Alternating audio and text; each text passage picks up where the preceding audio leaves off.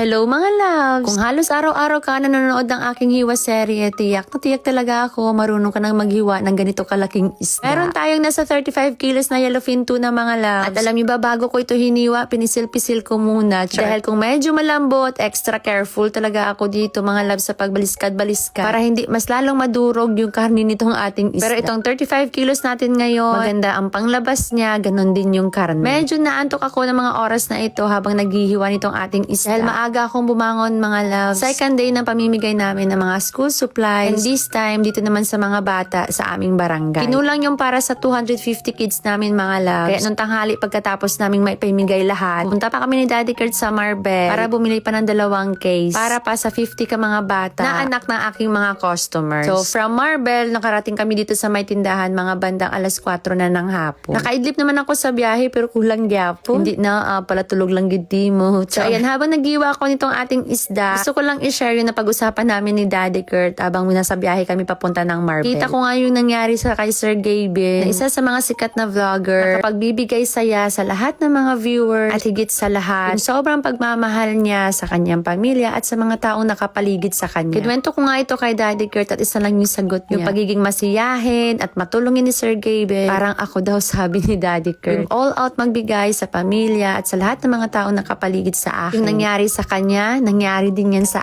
akin. Na si Daddy Kurt lang ang nakakaalam. Dahil siya yung nakakakita ng mga iyak ko tuwing gabi. Yung pagod, yung sakit, ng lahat-lahat. Alam ko, karamihan sa atin, relate na relate din dyan. Sobrang dami nating iniisip at sa sobrang dami ng pagsubok, maabot kita dira yan. Pero alam niyo ba mga loves, paano ko yan napagtagumpayan? Hindi talaga ako tumigil sa pag-pray. At mas lalo kong nilapit yung sarili ko sa Panginoon. Lalo na doon sa mga panahon doon wala na ako sa akong sarili. At doon ko napatunayan na walang pagsubok, ibibigay ang Panginoon na hindi natin makakaya. Sabi niya nga sa 1 Corinthians chapter 10 verse 30, walang pagsubok na dumarating sa inyo na hindi naranasan ng ibang tao. Ngunit maaasahan natin ang pangako ng Diyos na hindi niya tayo pababayaang subukin ng higit pa sa ating makakaya. Kaya kung dumaranas kayo ng pagsubok, gagawa siya ng paraan para mapagtagumpayan niyo ito. Kaya anumang klase ng pagsubok o kinakaharap mo ngayon, mapit lang tayo sa promesa niya. At huwag tayong tumigil na makipag-usap at magtiwala sa Kanya. Yun lang. So, eto, sobrang nagpapasalamat kami. Dahil grabe si Lord mag-provide sa araw-araw. Dito nga sa 35 kilos na hiniwa ko mga love, almost 4 kilos lang ang natira. Salamat, Lord. At isa na namang thank you, Lord, sa araw na ito. At thank you din sa inyong lahat. Dito na magtatapos ang ating vlog. Thank you for watching.